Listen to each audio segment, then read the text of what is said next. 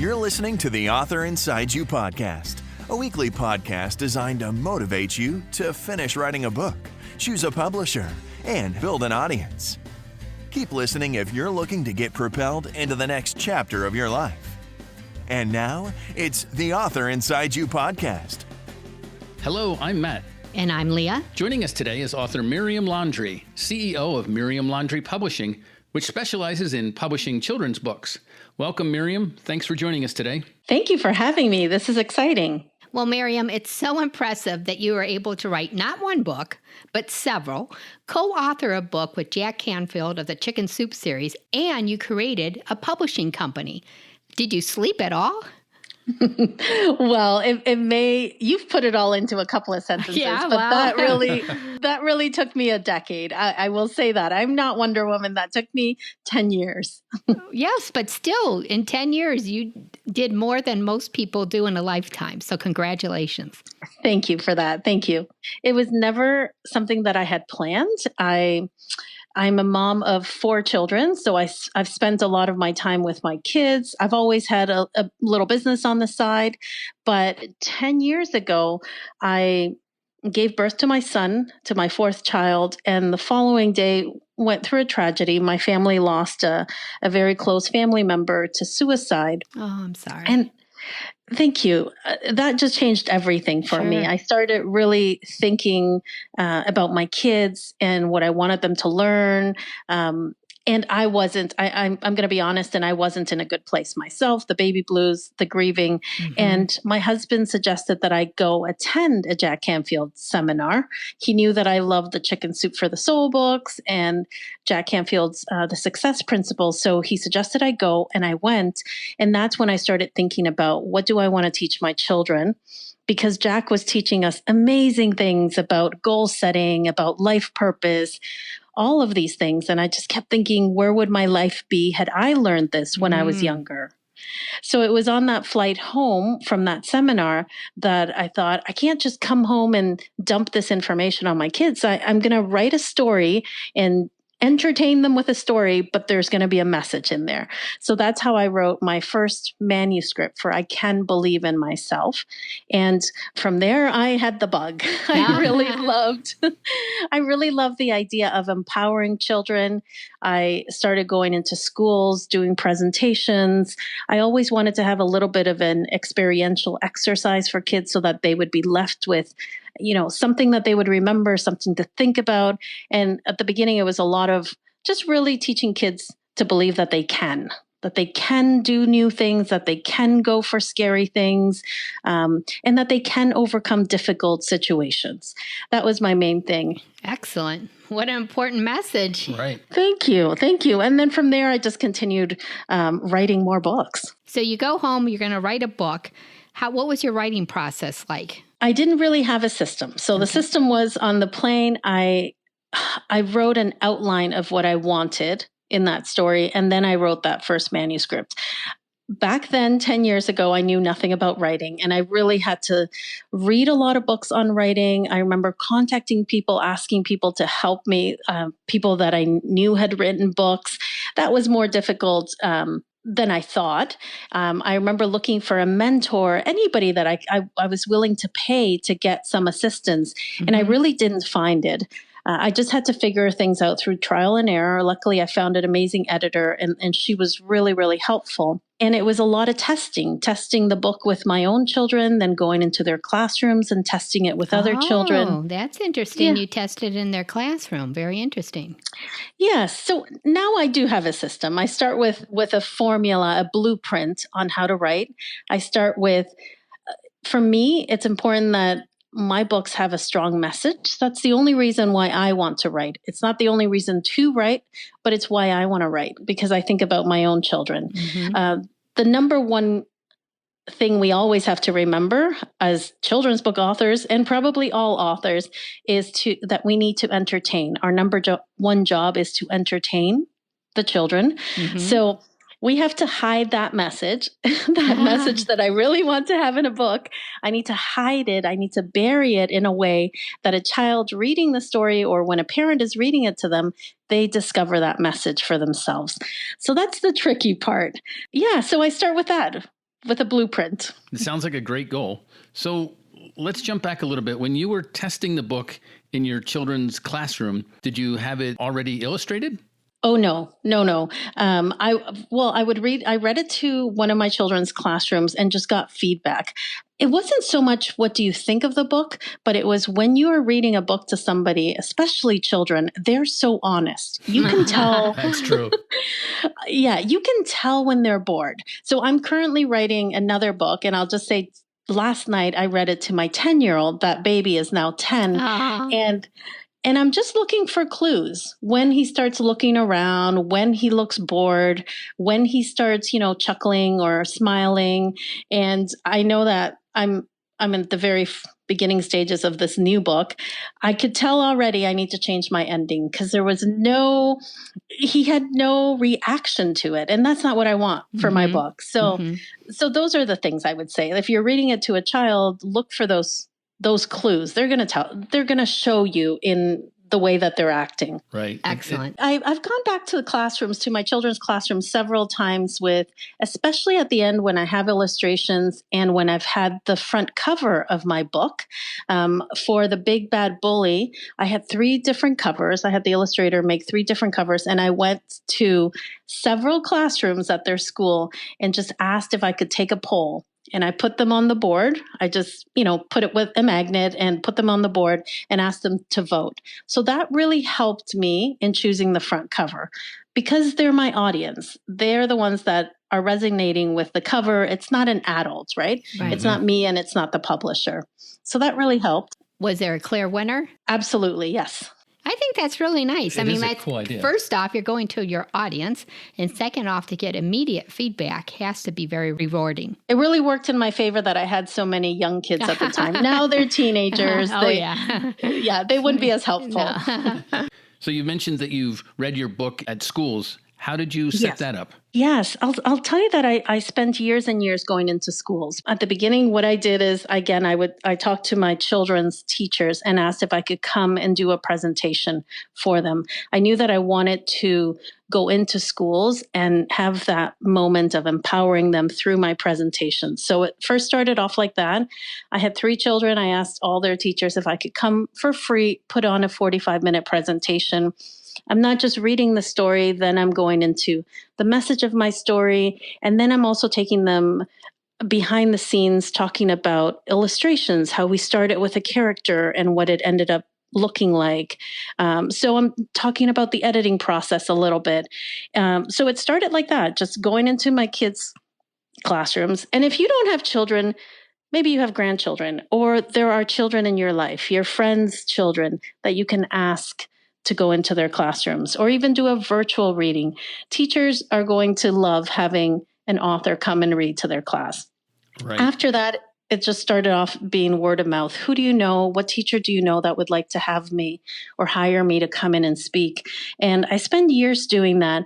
And it was a great source of income for me because I wasn't just waiting for a couple of sales to come through on my website or Amazon. I was going where my target audience was. And I was getting paid in 2 ways. 1, the school would pay me to come and do a presentation. And 2, my audience was right there. So I would send home order forms so that they could pre-order the book. And when I came to do the presentation, I would have a book signed, autographed for them. So yes, I know that's a big deal because I remember when our kids were smaller, if an author came to the school, we always bought the book. So I'm sure most parents are thinking, yes, you have to get this book. Yes. And for me as an author, it was one of the most rewarding feelings. I mean, I will be honest and say that at first I was extremely scared and had the knees shaking and all of that, but you get over that the more you do it. And then it was just really rewarding to see firsthand what children thought about my story. That's great. So Miriam, what would an author expect to be paid by a school to come in and put on a presentation? Yes, so it does vary by experience. At the beginning, when I started off, I was charging $250. So that's 9 years ago, I started going into schools, and that's for 2 45-minute presentations. By the end, when I stopped in 2019, I was charging $650, $700 for 2 presentations. Wow, that's great. Yeah. Mm-hmm. And then you can also be there for a full day and charge $1,000. It really depends on the school and on your experience. The more you are known, the more books that you have out there, the more they're willing to pay for you to come in and speak to the students. I remember we spoke to another author and they were telling us that most schools have a budget for entertainment or programs such as this.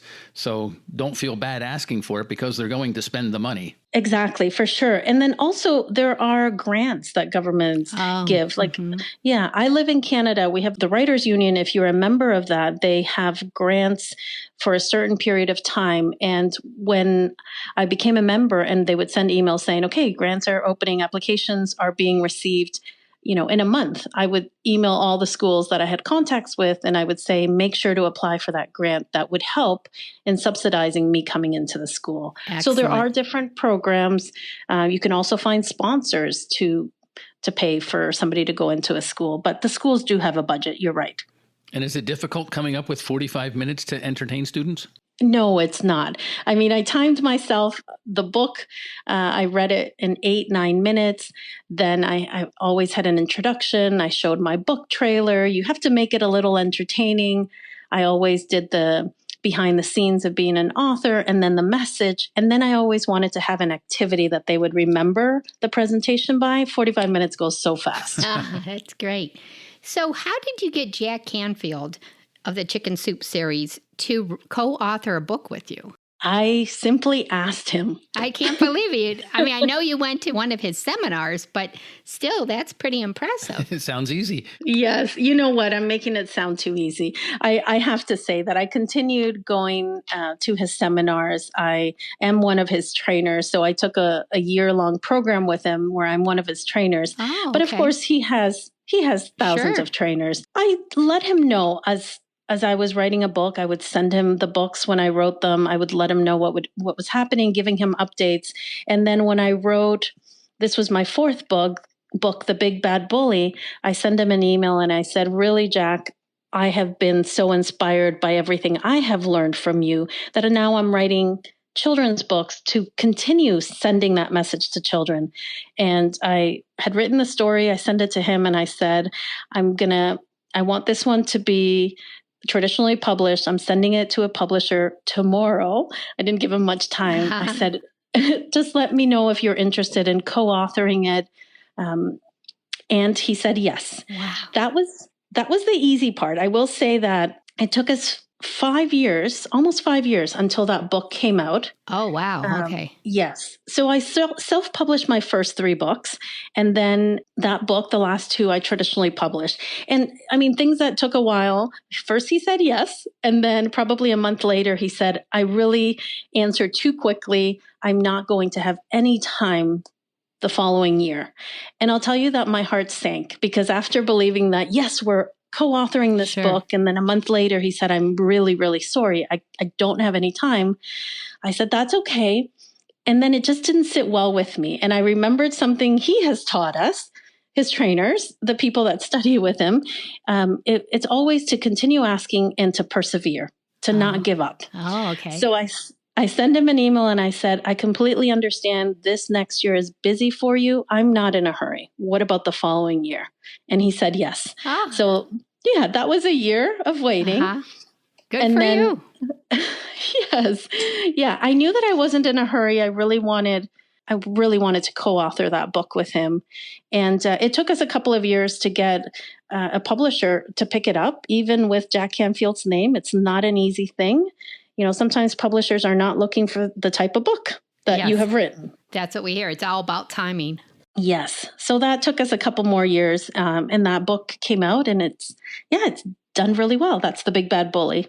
That's wonderful. Well, you mentioned publishing, so let's roll right on to you started your own publishing company. Tell us a little bit about how you started that. So now having the experience of self-publishing my own books and then traditionally publishing a book, I noticed that people were always asking me for help or just, what did I think of their story? Can they pick my brain? Can they take me out for coffee? So I noticed that there was an interest.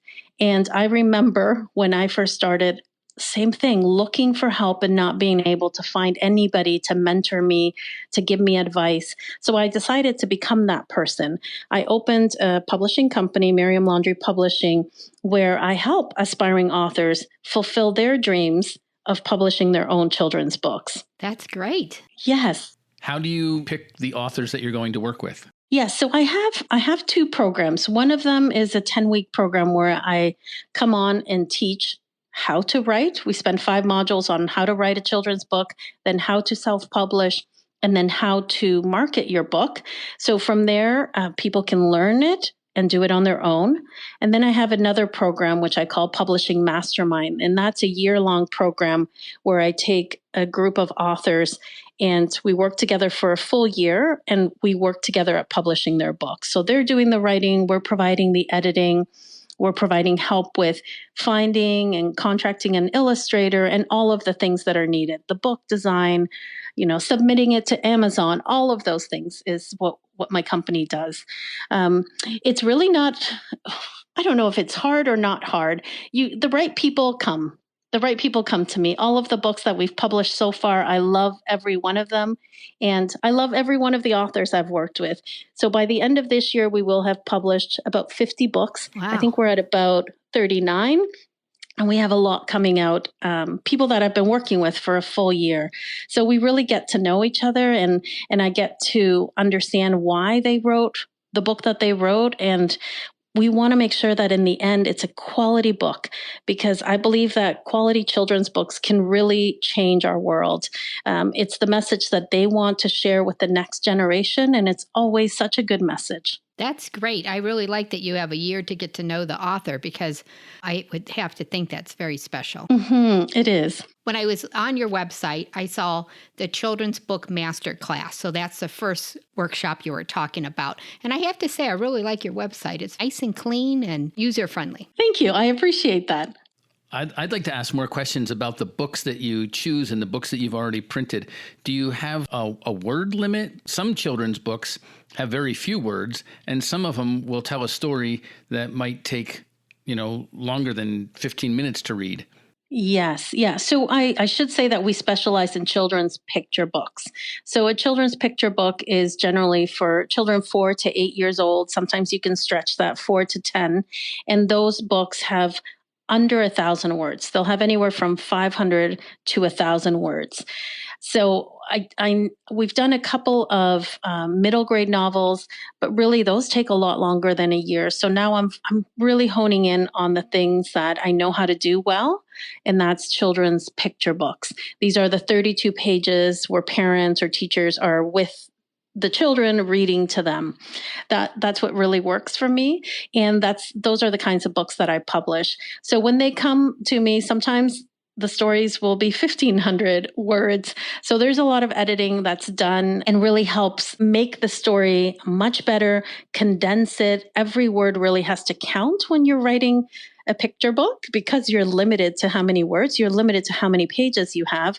Every word has to count. So we go through a lot of editing before we decide, okay, the story is ready to go to illustrations. Great. It sounds like a very involved process. It is. You would think that writing 1,000 words is easy, because I know adult books are thousands and thousands, 70,000, 80,000 words. Mm-hmm. And you think 1,000 words is just so easy. I can write it right away, in a day. And sure, you could write it in a day, but is it something that is going to resonate with a 4 to 8 year old?